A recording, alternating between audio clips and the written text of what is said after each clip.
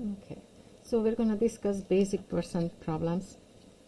Let's first figure out what is 3/5 of 400. So by definition, 1/5 of 400 would be, if we needed to split 400 into 5 equal shares, how much would each share be? So that's a division. If you divide 400 by 5, we get 80. So 1/5 of 400 is 80. And then the numerator counts the number of shares. We have 3 of them, so we are taking this 83 times. So 3/5 of 400 is 240. Okay, so we have this statement. Now we're going to develop a terrible notation, but I find it useful. Sorry, it's not going to be pretty. So in a basic percent problem, there are 3 types of characters. This we're going to call the fraction. F is for fraction. Clearly, it's easy to identify. This we're going to call the odd number. It's also often called the base, but we're just going to give this hideous name to it, the odd number. And that's a useful name for it because the word odd is always going to be near this number. And this, similarly, we're going to call the is number. And so the basic connection between these 3 is that is fraction times odd. So the odd number is 400. And when we take 1/5 of it and then take 3 such fifths of it, that is the same as multiplying these 2 numbers. And so when we multiply the fraction with the odd number, we get the is number.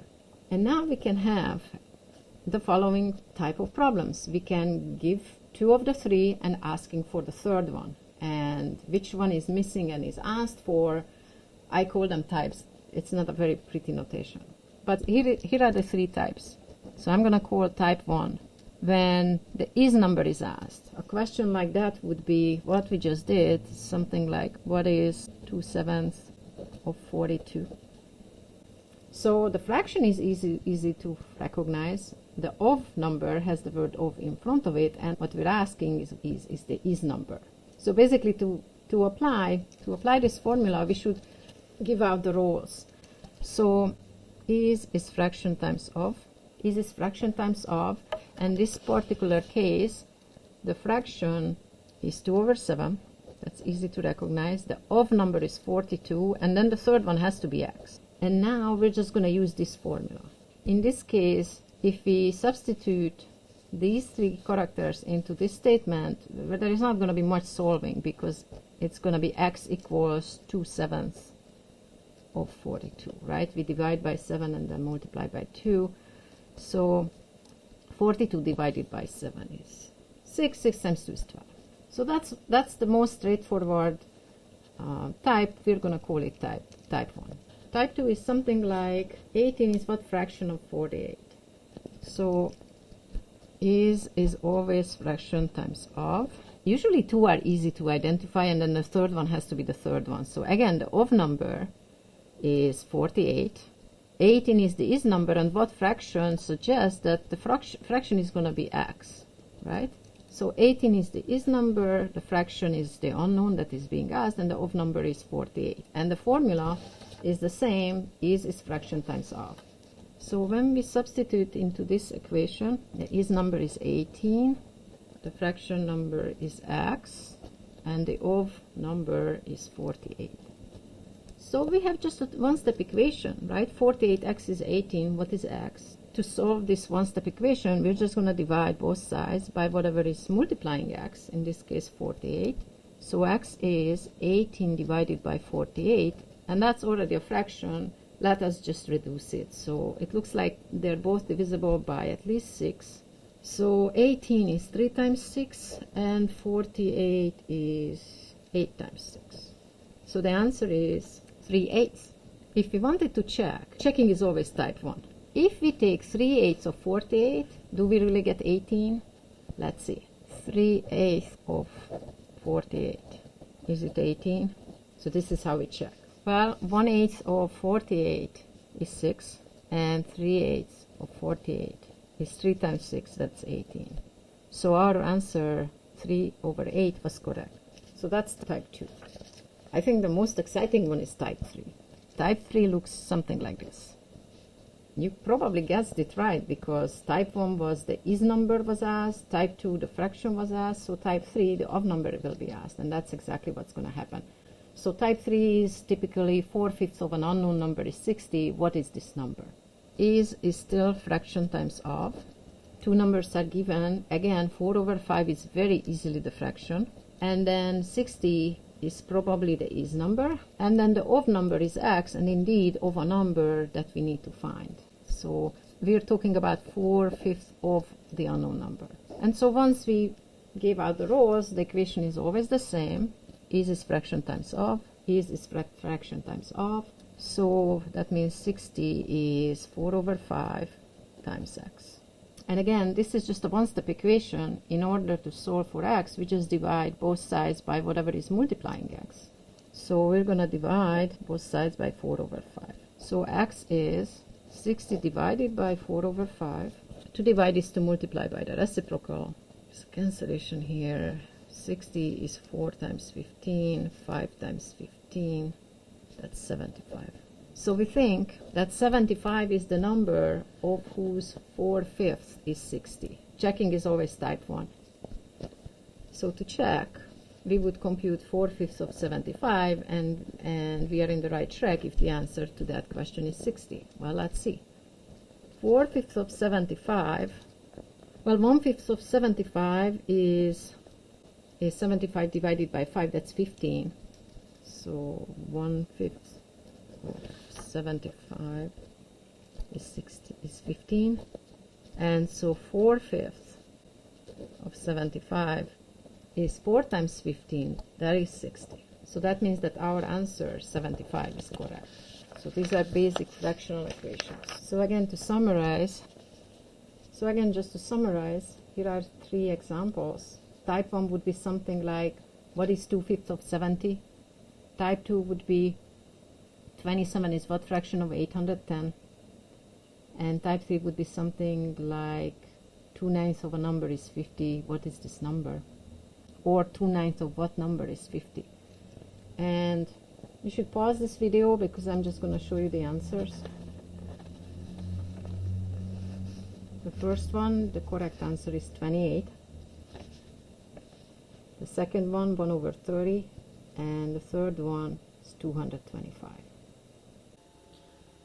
Now we're going to solve 3 basic percent problems, but they're basically identical to the 3 problems we have just gone over. The only difference is that fractions are very specific fractions. There's not going to be much new here, just a few details. So let's get started. So the first one is going to be a type 1. Find 45% of 2000. That is the same as finding 45/100ths of 2000. We're going to solve this twice. We can remember that, taking 45/100ths of 2000, we just divide 2000 by 100 and multiply by 45. 1/100ths of 2000. 1/100ths of 2000 is, well, divide by 100 means just chop off 2 zeros, so it's 20. And then 45/100ths, and then 45/100ths of 2000 is 45 times 20, 900. So we got that the result is 900. It's not a bad idea to compare our result with common sense. So 45% is pretty close to 50%, which is half, and half of 2000 is 1,000. So it looks like we're in the ballpark. So the other way to solve this is, so we can apply our formula. We have to identify what is what. Well, the fraction is still recognizable because 45% is the same as 45/100ths. But here is another comment. Percents are very nice with respect to decimals. So we can write 45% as 45/100 or as 0.45. And so whichever works best. I'm just going to go with the decimal here. The of number is 2000, and then the is number is what we want, x. And then is fraction times of, which means x is, but they're basically identical to the 3 problems we have just gone over. 0.45 times 2000. So x is 0.45 times 2000, which is, so either way it will work. Okay, now let's see one that's type 2. Alright, so let's identify what is what. Is fraction times of. Clearly the odd number is 800. The what percent is what fraction, so that's going to be x, and 120 is the is number. And is fraction times of, and we're going to substitute these characters into this story. So 120 is, fraction is x, and the of is 800. And now we are dealing with a one-step equation, which we can solve for x by dividing both sides by 800. And here is where it gets interesting. Instead of reducing this fraction, we should just work towards a denominator of 100, because they want the answer in percents. Let's just divide upstairs and downstairs by 8. So 120 divided by 8 is 15. Our answer is that 120 is 15% of 800. And to check that, checking is always type 1. Checking, what if we take 15% of 800? It better be 120, right? So 15 hundredths of 800. First we divide by 100, we get just 8, and 8 times 15, that's 120. Also, remember that dividing this number by 100 and multiplying by 15 is the same thing as multiplying these two. We can multiply these two and we can use the decimal form. And so 0.15 times 800 is indeed 120. Before we move on to type 3, let me just show you a few things. Basically, what if our final answer is something like 3 over 10? How can we turn it into percent? 10 is a divisor of 100, so if we multiply upstairs and downstairs by 10, we'll get there. So we get 30 over 100, which is 30%. What if we have something like 3 over 7? How do we turn it? First of all, for a while you're not going to see that from me. But what if we have to turn something as ugly as 3 over 7 into percents? 7 is not the divisor of 100. Here is my recommendation. Let's use the calculator to find it as a decimal. That would be long division. So 3 over 7 is the same as 0.42855713. Okay, so I rounded up from 29 to 30. And we want to write this as a percent. What is a percent? It's a fraction with a denominator of 100. Well, let's do one step at a time. Let's first write it as a fraction. This is what I call growing a 1.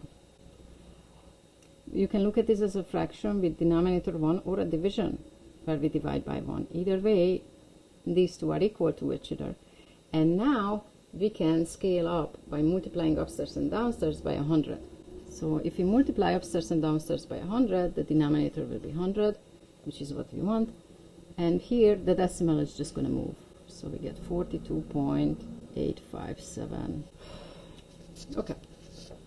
This would be type 3. 40% of an unknown number is 100. What is that number? So we have is fraction times of. Is 100. The fraction is 40%, which I'm going to write as a decimal, 0.4. And the of is x. So now we're going to use these characters to rewrite this line. Is 100 equals to, fraction is 0.4, of is x. And now we have a one-step equation that we can solve for x by dividing both sides by whatever multiplies x, which is, in this case, 0.4. So we're going to divide both sides by 0.4. We can multiply upstairs and downstairs by 10, and then we get 1000 over 4, which is 250. But we can just use the calculator too. And then we can check, if we took 40% of 250, we should get 100. So 40% of 250. So our solution is correct. Thank you for watching.